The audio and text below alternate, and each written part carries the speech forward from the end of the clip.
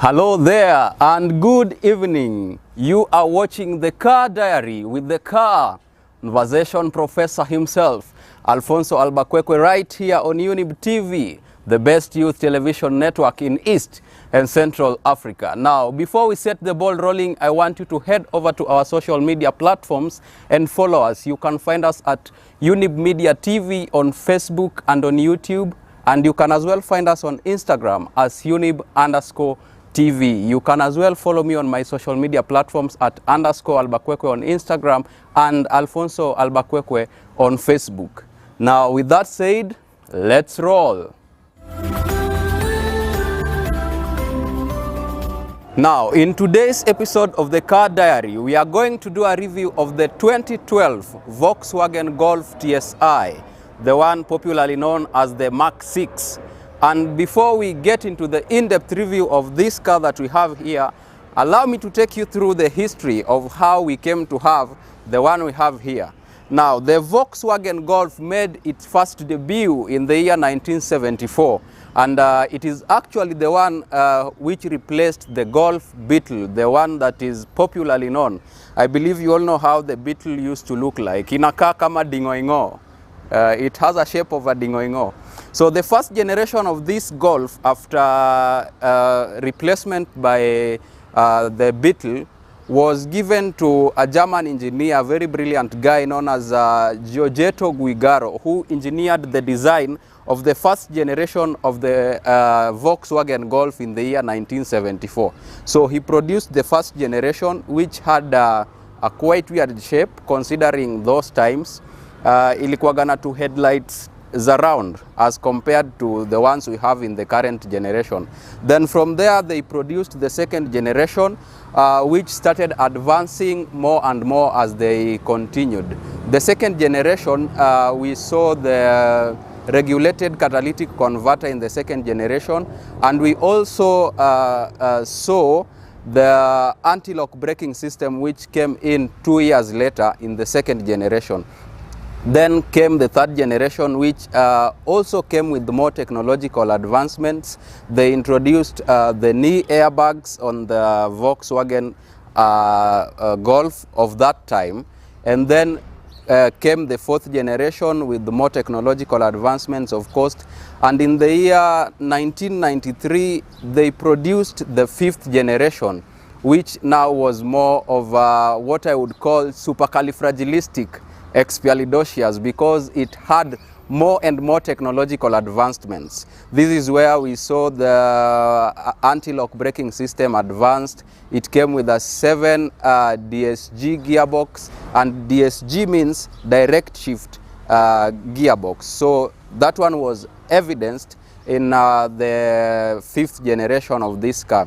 And around the same year, that car of the fifth generation, it actually won the Car of the Year award in the year 2009 after winning the Euro NCAP car crash test, which was a very huge win for the Volkswagen team in Germany. And then came the sixth generation, where we are today, and of course we have the advanced and the higher grades of this Golf in the 7th and the 8th generation.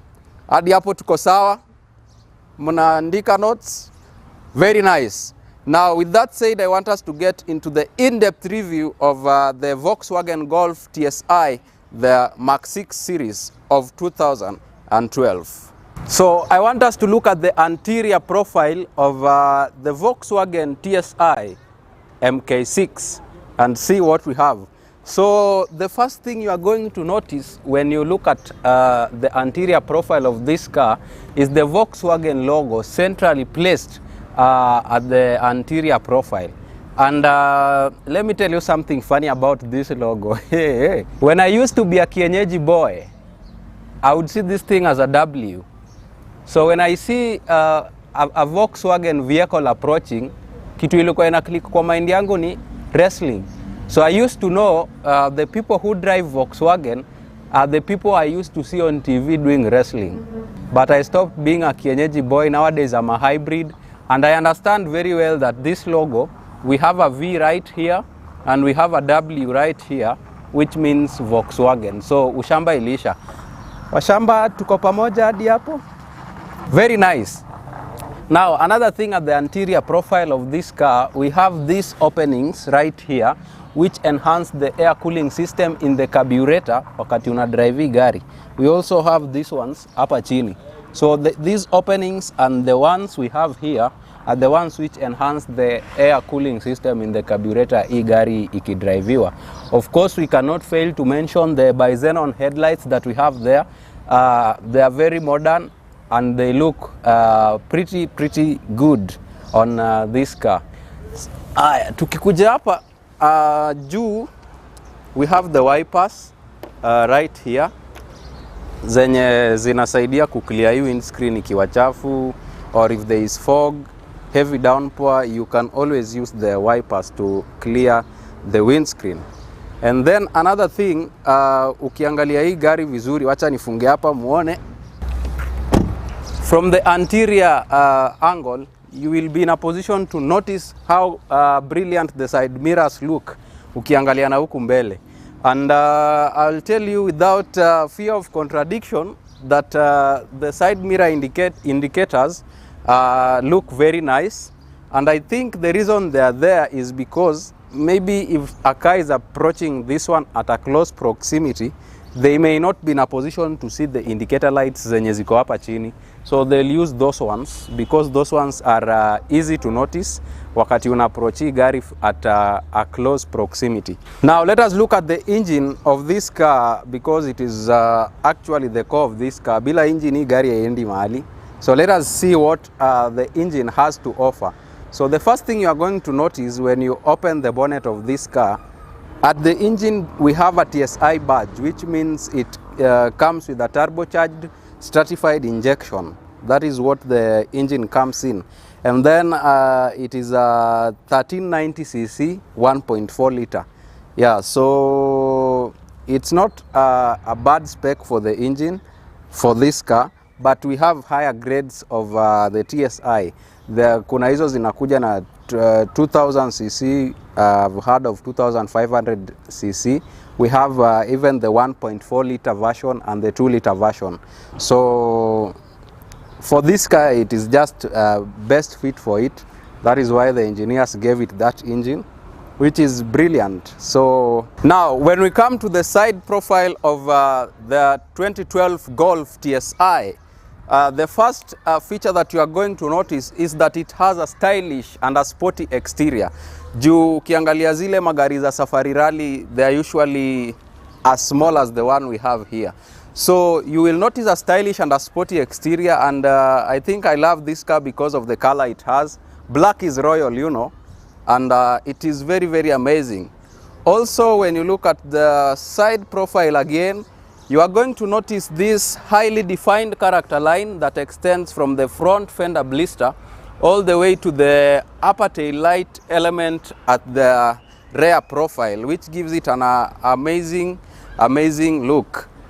Also noticeable on the side profile of this car is the doorknobs on the minimalist handles, but I don't think they are fair to people with extra large fingers like a friend of mine I will not mention.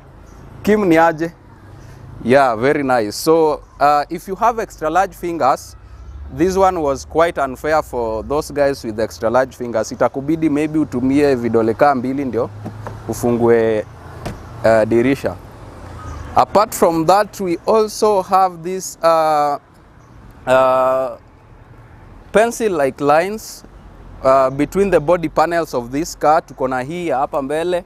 We also have one at the middle and another one at the back and on the lower end, which indicates a high level of perfection in craftsmanship of this car. I think the guys who designed this car really did an amazing job there, and they deserve a thumbs up.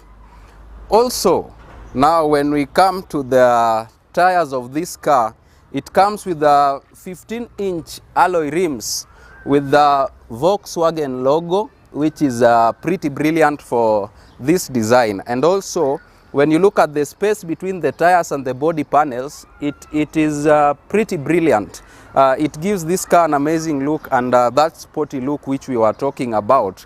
And then when we come to the suspension of this car, we have what we call the ground clearance, which is basically the space between the ground and the body panel of this car. So the one we have in this car is around 5.4 inches, which is contrary to what is expected on the Kenyan roads, because on our Kenyan roads we have small hills in the name of bumps.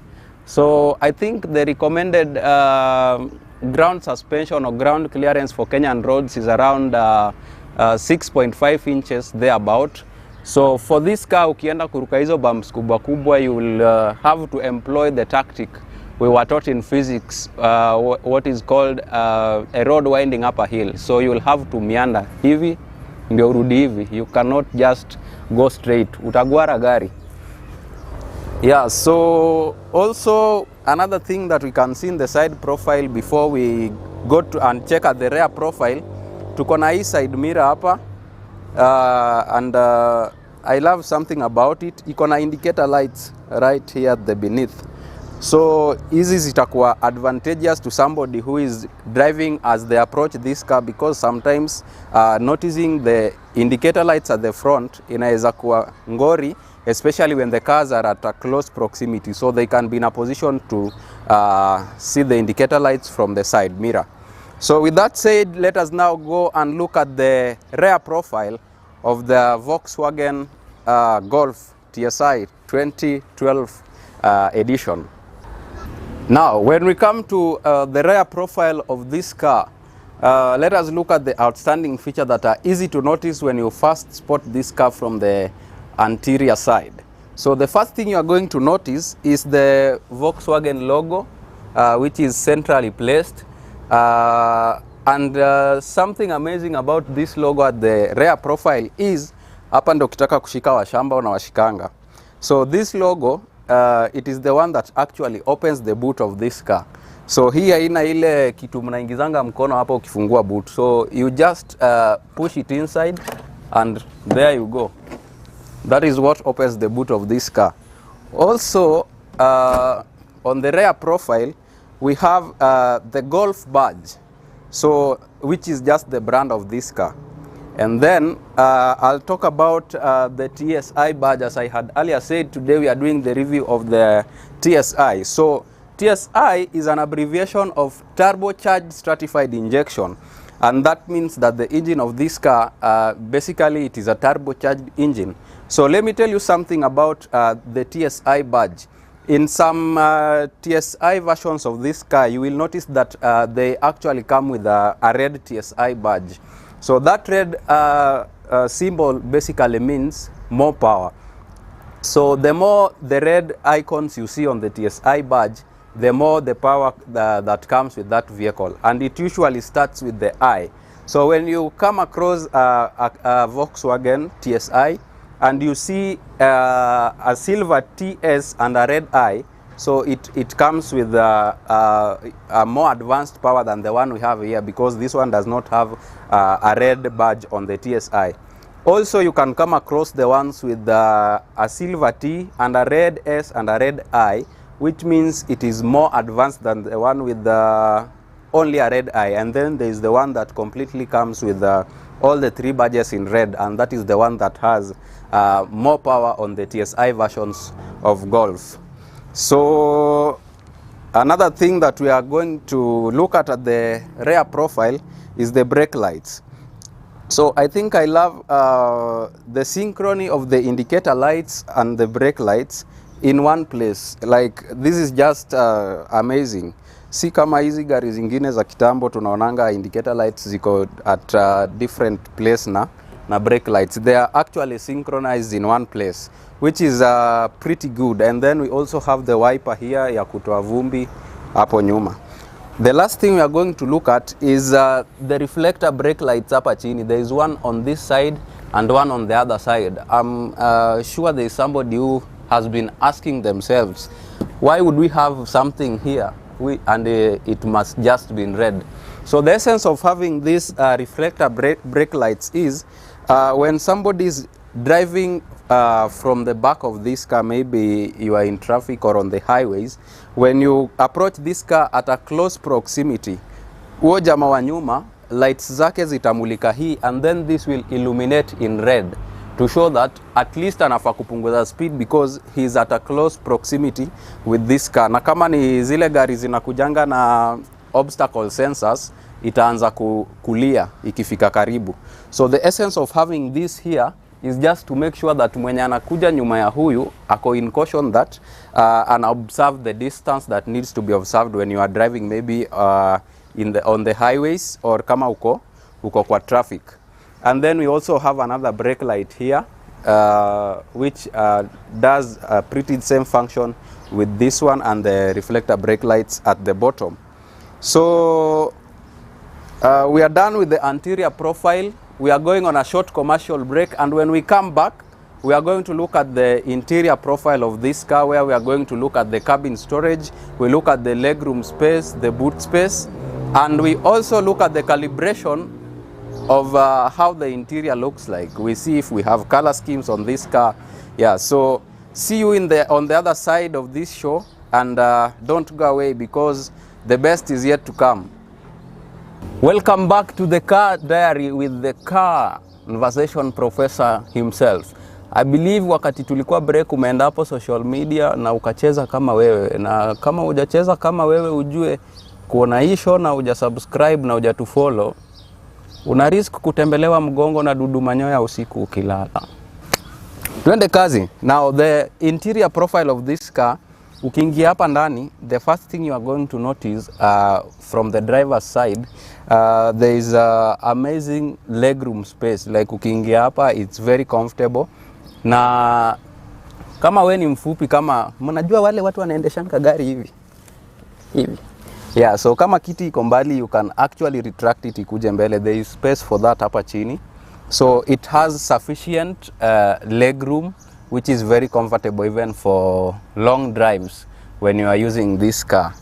And also another thing that I love about the interior of this car is the color scheme. Like I had said when we started, I love black colors, and the interior of this car is black, synchronized with the silver color scheme, which gives it a very, very brilliant look from the inside.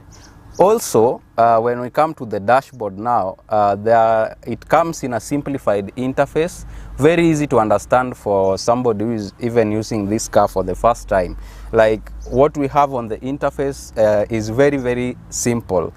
On the steering, we have the Volkswagen logo, kama kawaida, and we also have safety features zenye ziko kwa hii gari manze, which are very amazing. When we were looking at the history, I had told you guys they had introduced the knee airbags. The higher grades like this one come with the curtain airbags. Inakuja pia na passenger airbags. So safety is guaranteed in this car. Like if we look at the one we have here, the steering, hapa kwa steering kuna airbag which protects the driver. We have a knee airbag here.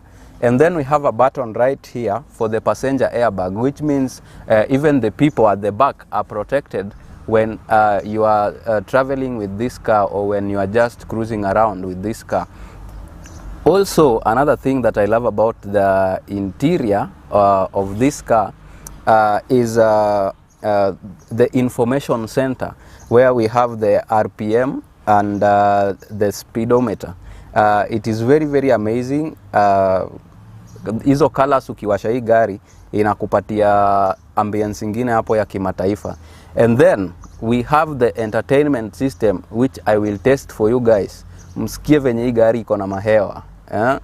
And for the young drivers, juu hii gari inajulikana sana na mavijana mtapenda hii. I think maybe somebody who wants to get into the car scene, you should maybe try and fika bei ya Volkswagen juu hii gari ni ya kimataifa. Yeah, so let me take you through the infotainment system, what we have here on the infotainment system, and then we look at the back, what we have there. We see what it has to offer when it comes to the back. Now, I want us to look at the infotainment system of this car, and then we also look at the climate control and the storage space. So let us start with the infotainment system. As I had earlier mentioned, It comes with a simplified interface which is very easy for you to understand. So tukikuja hapa unaiwasha na hapo. So you have the radio option, the media option, and then menu as well.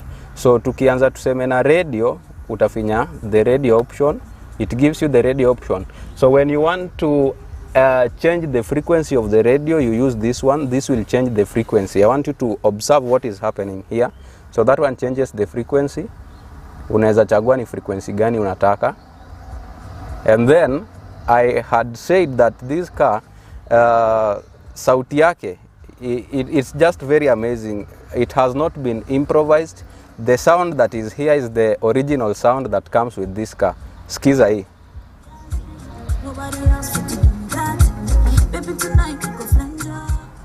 Isn't that amazing? Oh my. So we have the media button, and you can choose to use the aux cable. Na aux cable imejificha hapa ndani.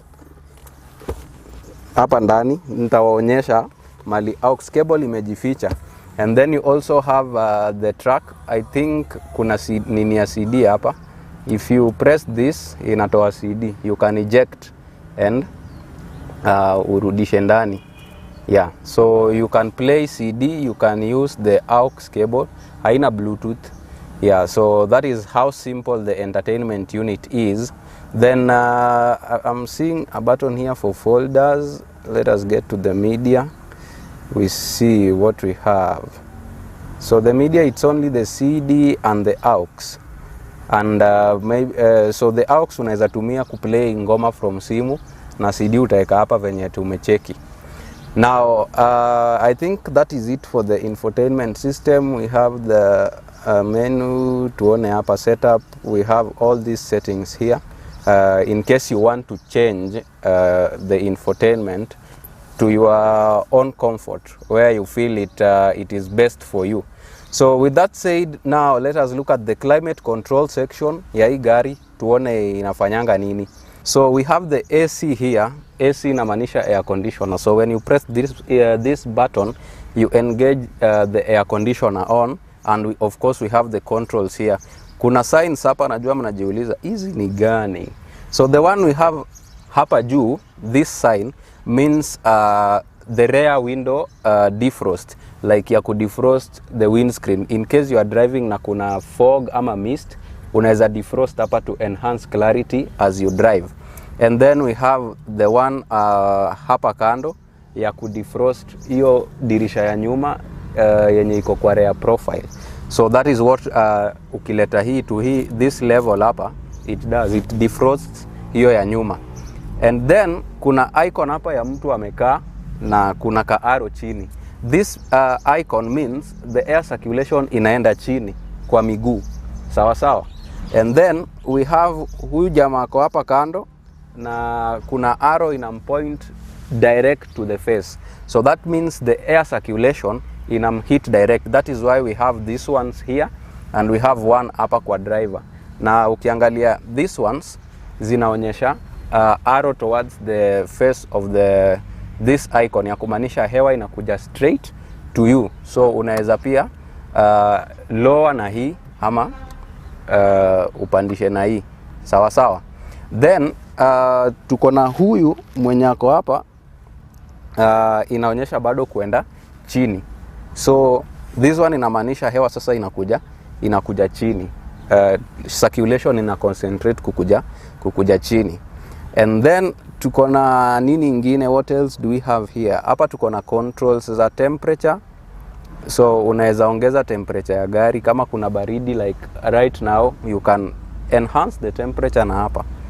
Hadi hapo tuko sawa. Very nice. Now there is something here, I believe you can see it, the passenger airbag button, which you can turn on or off.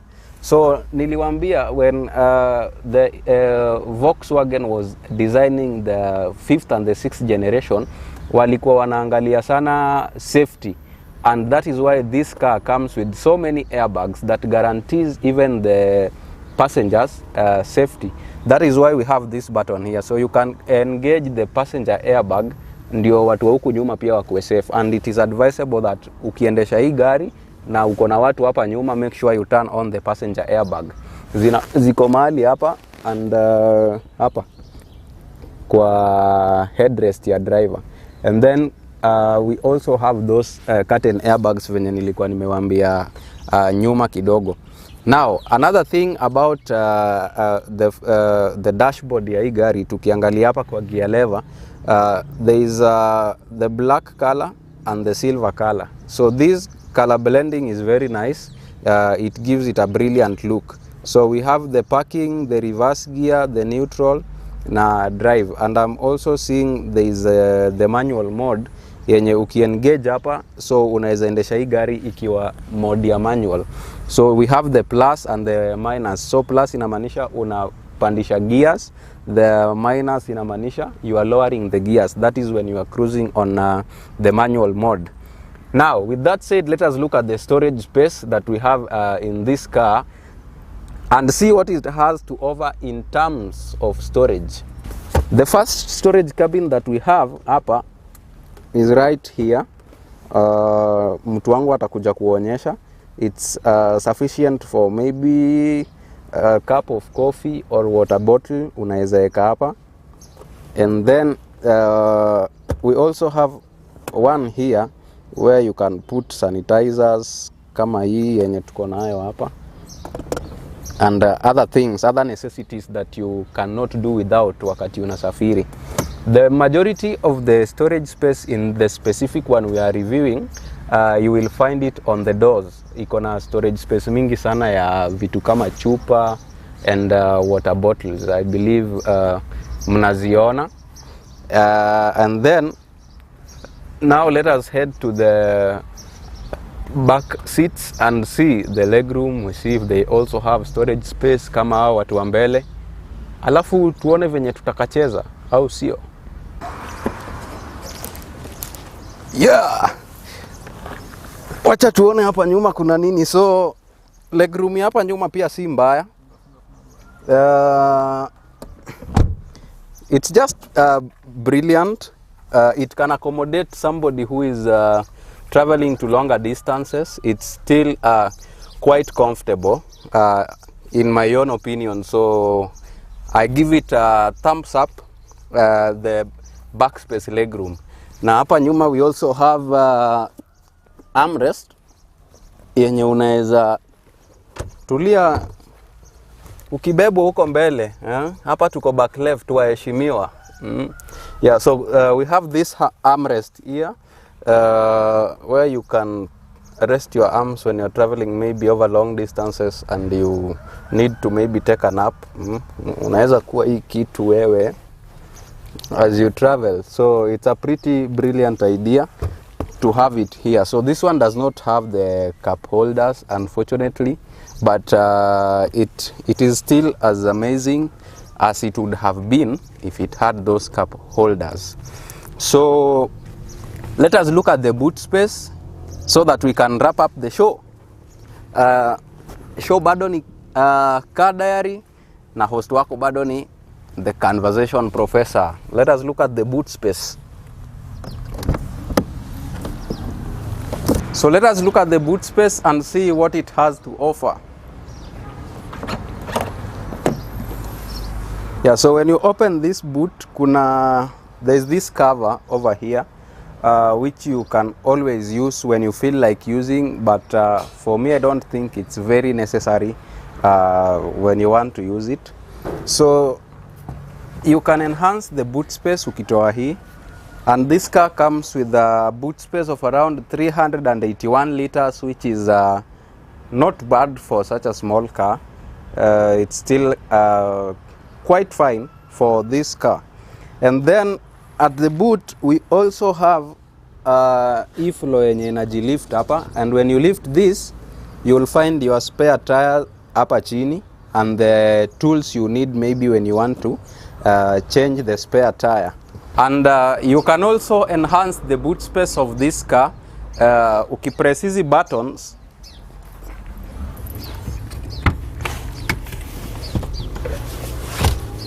And you have like a half of the one we had initially, a half of 381, so it increases your boot space in case you have a bigger luggage ukitumia hii gari kusafiri. Yeah, so the boot space in summary for me, it's a tick for this model of a car. It's not bad. It's sufficient for this car. Yeah, so that marks the end of the show, wadau. Tupatane next Saturday, same time, same place. This has been the Car Diary with the Conversation Professor Alfonso Albakwekwe. See you next time. Adios.